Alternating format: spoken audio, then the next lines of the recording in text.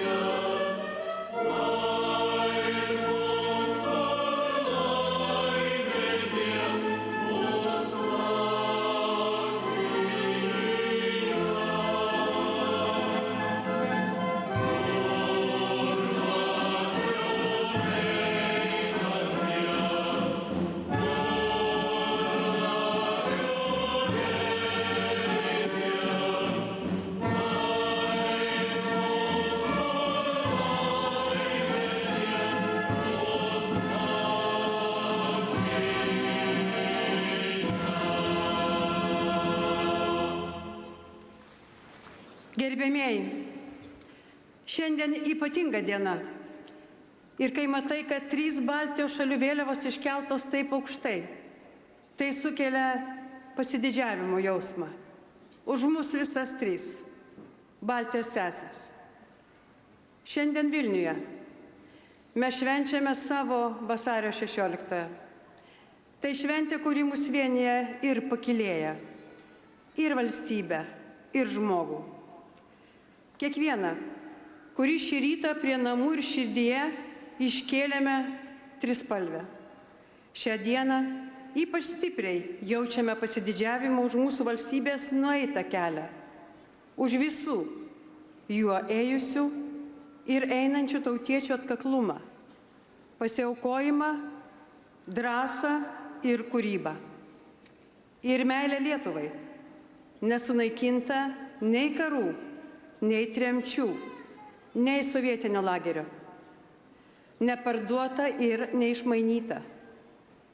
Troškimas ir pareiga išsaugoti ir apginti valstybę šiandien mus susieja su ryžtingais romantikais, kurie praėjusio amžiaus pradžioje užsibrėžė tikslą grąžinti Lietuvai tai, ką okupacijos viena po kitos atėmė ir naikino: valstybingumą, tapatybę, kalbą, savigarbą. Mes turime ko mokytis iš savo vasario 16-osios.